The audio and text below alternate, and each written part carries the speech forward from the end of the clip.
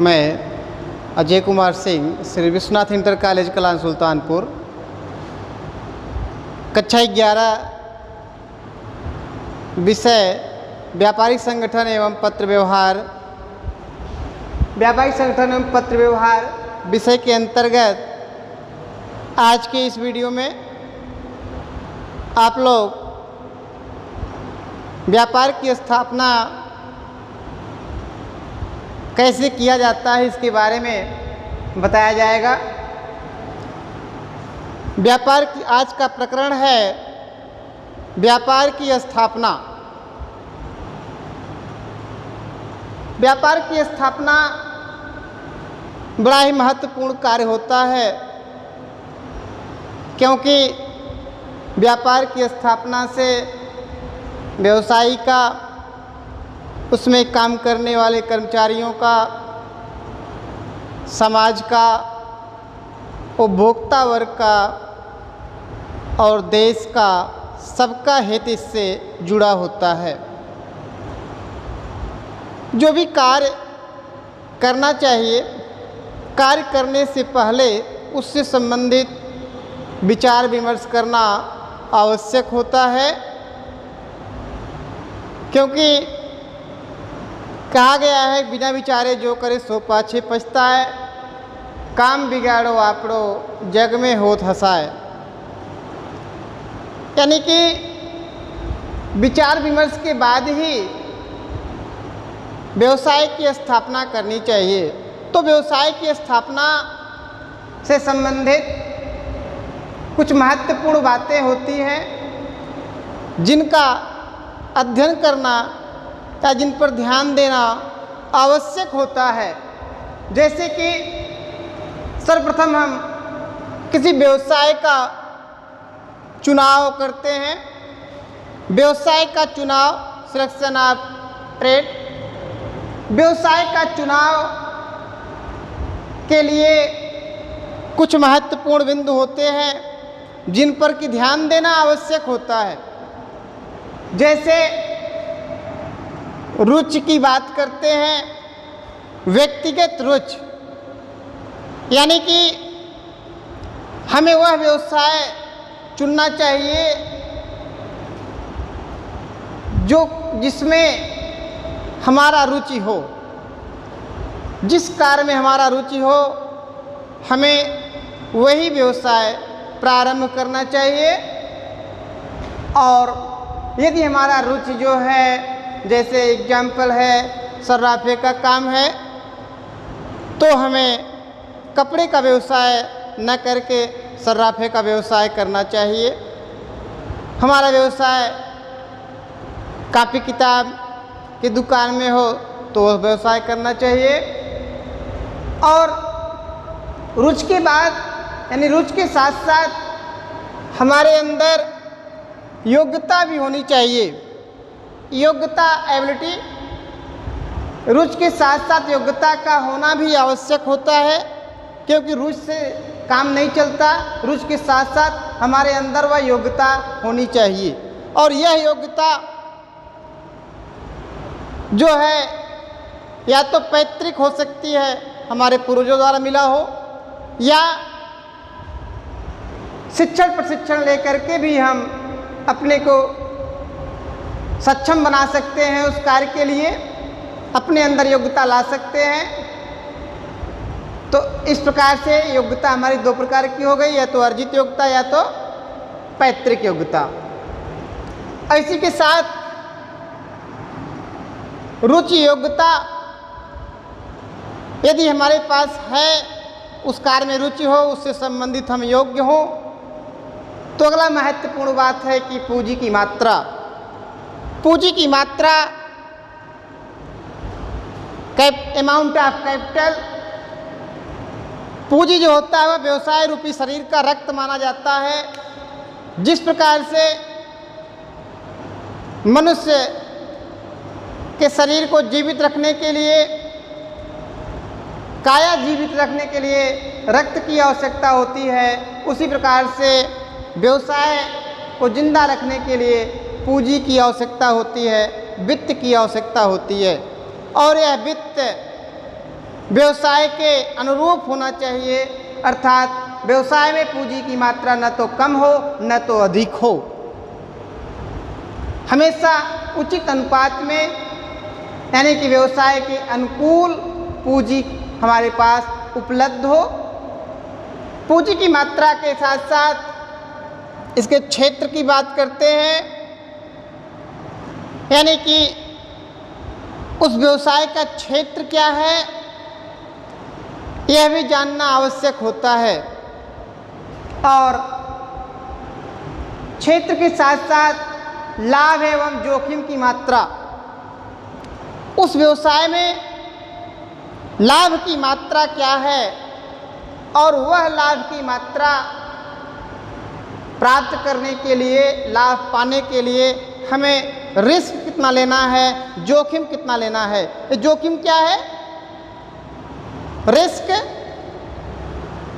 यह व्यवसाय में लाभ हानि जो होता है वह व्यवसाय रूपी सिक्के का दो पहलू होता है।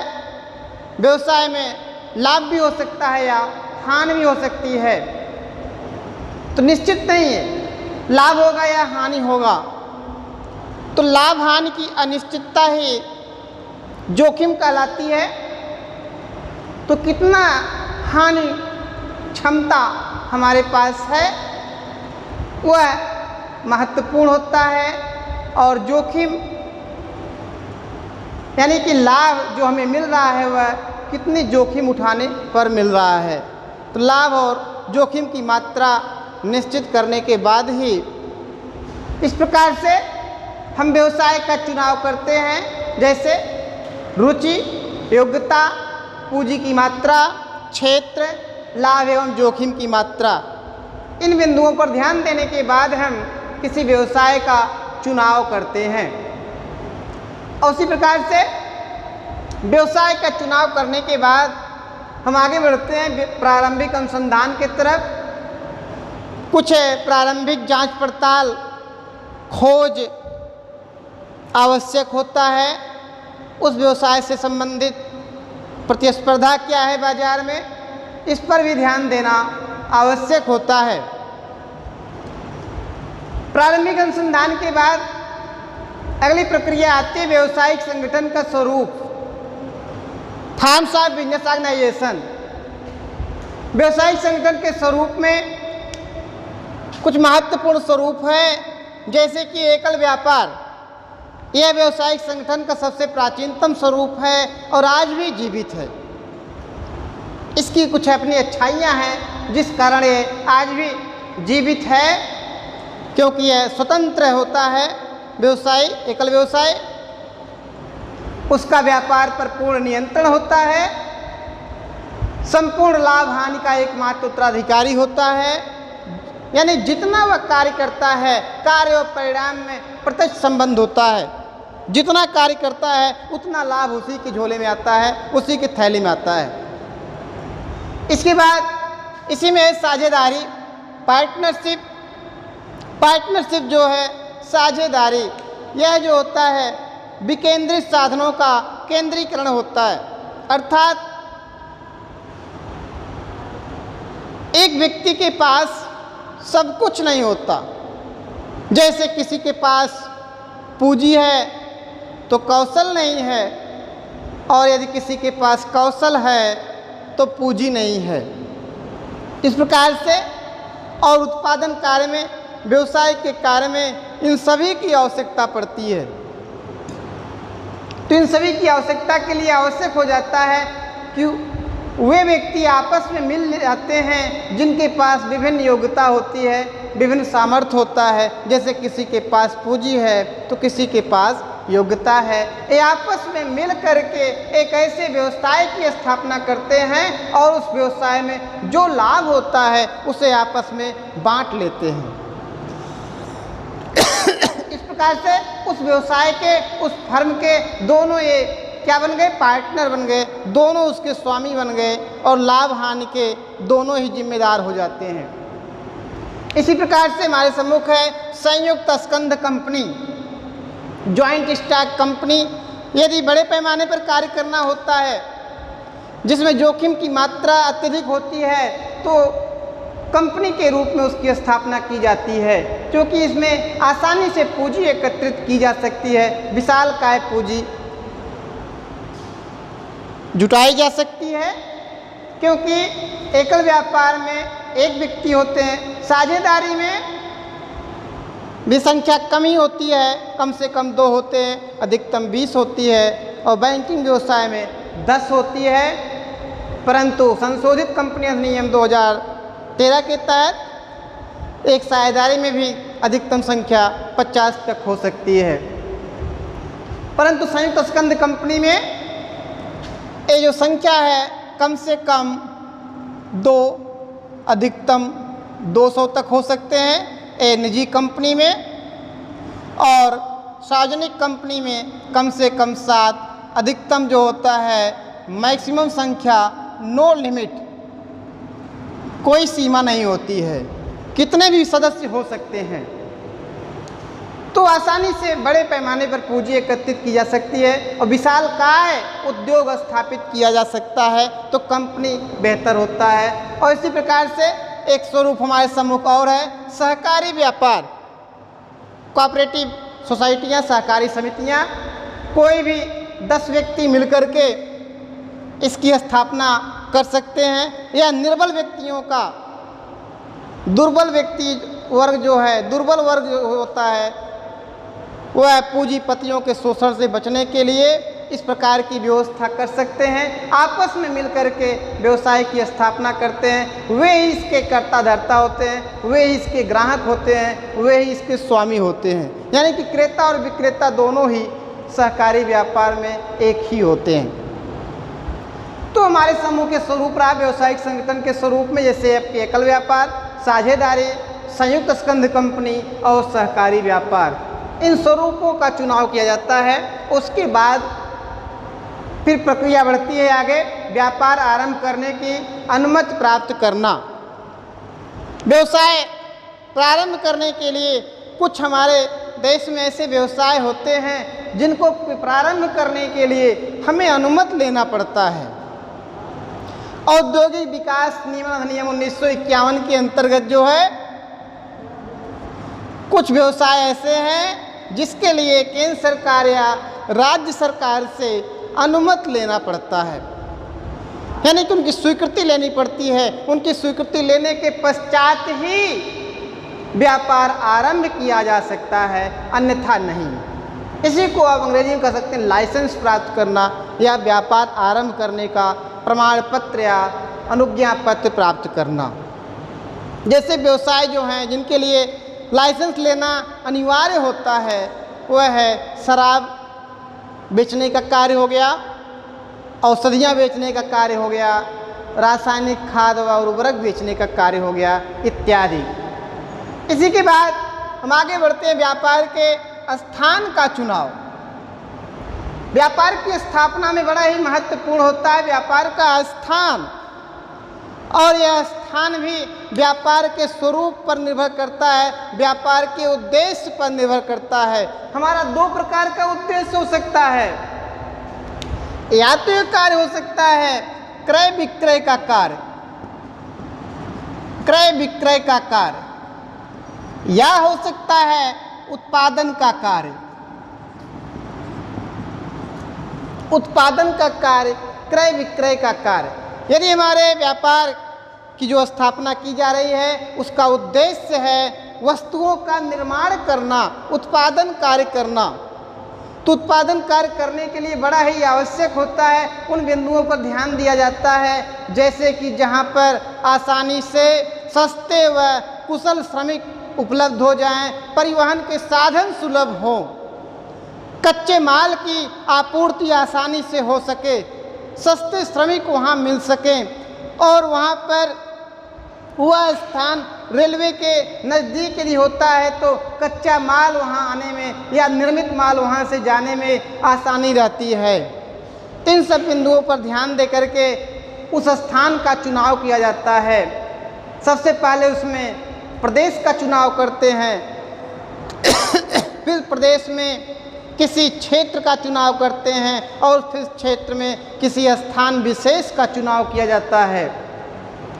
उसी प्रकार से यदि हमारे व्यापार का उद्देश्य क्रय विक्रय का कार्य करना है तो क्रय विक्रय के कार्य में भी दो प्रकार के क्रय विक्रय हो सकते हैं। या तो हम थोक व्यापार कर सकते हैं या फुटकर व्यापार कर सकते हैं।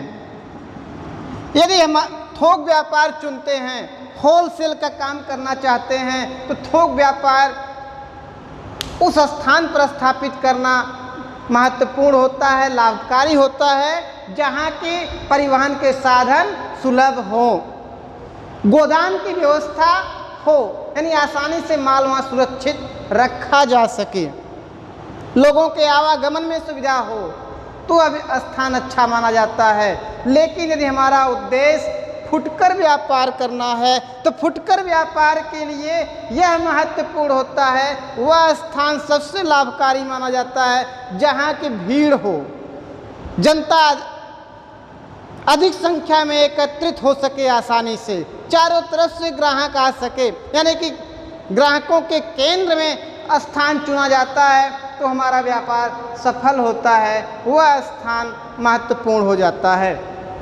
इसी प्रकार से स्थान के चुनाव के बाद हम आगे बढ़ते हैं। व्यवसायिक इकाई का आकार,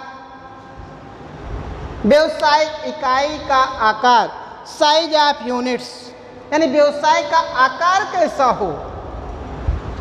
तो आकार जो होता है वह अनुकूलतम होना चाहिए। व्यवसाय आरंभ करने वाले को यह ध्यान रखना चाहिए कि व्यवसायिक इकाई का आकार अनुकूलतम हो। अनुकूलतम का अभिप्राय है कि न्यूनतम लागत पर अधिकतम उत्पादन संभव हो सके, अधिकतम लाभ प्राप्त किया जा सके, कम से कम लागत लगा करके अधिक से अधिक लाभ लिया जाए, तो यह ध्यान देना चाहिए। इसी प्रकार से संयंत्र विन्यास, प्लांट लेआउट, व्यापार में बड़ा ही महत्वपूर्ण होता है प्लांट लेआउट, संयंत्र विन्यास। इसके अंतर्गत मशीनों की स्थापना को विशेष करके देखा जाता है। मशीन की स्थापना इस प्रकार से की जाए ताकि वहाँ आसानी से कर्मचारी कार्य कर सकें और माल का आवागमन बना रहे। इसी प्रकार से कार्यालय का संगठन, ऑफिस ऑर्गेनाइजेशन, ये देखिए संगठन बड़ा ही महत्वपूर्ण होता है। वैसे संगठन का जो परिभाषित किया जाता है उत्पादन के विभिन्न साधनों में प्रभावपूर्ण सहकारिता स्थापित करने की कला का नाम ही संगठन होता है। जो उत्पादन के साधन हैं उनमें क्या हो, तालमेल हो, सामंजस्य हो। जैसे कार्यालय में कार्यालय के कार्य को कुशलतापूर्वक संचालित करने के लिए यह आवश्यक हो जाता है कि कार्यालय में उपयुक्त सामग्री हो, फर्नीचर इत्यादि की व्यवस्था हो, अलमारियां हो, ताकि आराम से वहां पर कर्मचारी बैठ करके कुशलतापूर्वक कार्य कर सकें। इसी प्रकार से कर्मचारियों का चुनाव, देखिए व्यवसाय में कर्मचारी बड़े ही महत्वपूर्ण होते हैं, क्योंकि व्यवसाय की सफलता उसके कुशल कर्मचारियों पर ही निर्भर करती है। तो कुछ कर्मचारियों के चुनाव में विशेष रूप से ध्यान देना चाहिए। उन कर्मचारियों को चुना जाए जिससे कि हमारा व्यवसाय सफल हो सके, हमको अधिक से अधिक लाभ मिल सके, आम जनता को अधिक से अधिक लाभ हो सके, जनता को कम मूल्य पर अच्छी से अच्छी वस्तुएं उपलब्ध हो सके। तो कर्मचारियों का चुनाव करना चाहिए। और कर्मचारियों का चुनाव करते समय इसमें भाई भतीजावाद या जातिवाद लेकर के नहीं चला जाता है। इसमें योग्य व्यक्ति का चुनाव किया जाता है, यानी जो जिस कार्य के लिए योग्य है उसे नियुक्त किया जाए। कभी भी कम पारिश्रमिक के चक्कर में योग्यता का बलिदान नहीं करना चाहिए। योग्य व्यक्ति को किसी कार्य पर नियुक्त करना चाहिए। इसी प्रकार से कर्मचारियों का चुनाव के बाद आता है उत्पादन एवं क्रय नीति, प्रोडक्शन एंड परचेज पॉलिसी। जैसे उत्पादन कार्य, यदि हमारा उद्देश्य उत्पादन कार्य से संबंधित है तो हमें यह निश्चित करना पड़ता है, पहले से नीति बनानी पड़ती है कि किस वस्तु का निर्माण किया जाएगा, कितनी मात्रा में करना है, कब करना है, कैसे करना है, कहाँ करना है, इत्यादि बातों ध्यान दिया जाता है। यानी कि उत्पादन की मात्रा सुनिश्चित करने के बाद ही प्रोडक्शन का कार्य किया जाता है। यदि हमारे व्यापार का उद्देश्य थोक व्यापार या फुटकर व्यापार हो, वैसे उत्पादन कार्य भी है तो भी वहाँ परचेजिंग की आवश्यकता पड़ती है, कच्चे माल इत्यादि खरीदने पड़ते हैं। और यदि निर्मित माल में क्रय विक्रय कर रहे हैं, यानी थोक व्यापार या फुटकर व्यापार कर रहे हैं, तो निश्चित है वहाँ भी हमें निर्मित माल खरीदना होगा, बेचना होगा। तो इसके लिए आवश्यक होता है ऐसी पॉलिसी बनाई जाती है जिससे कि कम से कम लागत में अच्छी से अच्छी वस्तुएं समय से उपलब्ध कराई जा सके, खरीदी जा सके। इसी के साथ विक्रय नीति होती है, सेल्स पॉलिसी, यानी उस व्यापार से संबंधित विक्रय नीतियां तैयार की जाती हैं, क्योंकि उत्पादन का कार्य संपूर्णतम माना जाता है जब उत्पादित माल बिक जाता है। यानी बेचना बहुत ही महत्वपूर्ण कार्य है, तो अधिक से अधिक मात्रा में बेचा जाए जिससे कि हमारे लाभ की मात्रा भी बढ़ती रहे। इसके बाद राजकीय नीति चर्चा करते हैं। राजकीय नीति, गवर्नमेंट पॉलिसी। कुछ व्यापार, देखिए सरकार का हस्तक्षेप दिन प्रतिदिन बढ़ता जा रहा है, जैसे कि हर क्षेत्र में सरकार का हस्तक्षेप बढ़ रहा है। उसी प्रकार से यह भी ध्यान देना आवश्यक होता है कि हमारे व्यापार से संबंधित, यानी उस व्यापार से संबंधित सरकार की क्या नीतियां हैं उसको अवश्य फॉलो किया जाए, लागू किया जाए, उसको ध्यान में रखते हुए कार्य किया जाए। इसी के बाद कुशल प्रबंध व्यवस्था है, यानी कि व्यवसाय हमारा तब सफल होता है, कुशलतापूर्वक संचालित होता है जब हमारी प्रबंधकीय व्यवस्था कुशल हो, सक्षम हो, दक्ष हो। यानी कि उसकी प्रबंध व्यवस्था यदि कुशल व्यक्ति के हाथ में है तो निश्चित है कि हमारा व्यवसाय दिन प्रतिदिन तरक्की करेगा, आगे बढ़ेगा। इस प्रकार से आपने देखा कि व्यापार की स्थापना से पहले यदि इन बिंदुओं पर चर्चा करके व्यवसाय स्थापित किया जाए तो निश्चित है कि हम सफल हो सकते हैं। देखिए, आप लोग कभी भी यदि व्यापार की स्थापना करना हो तो निश्चित इन बिंदुओं पर ध्यान देंगे तो निश्चित है कि आपको सफलता प्राप्त होगी। धन्यवाद बच्चों।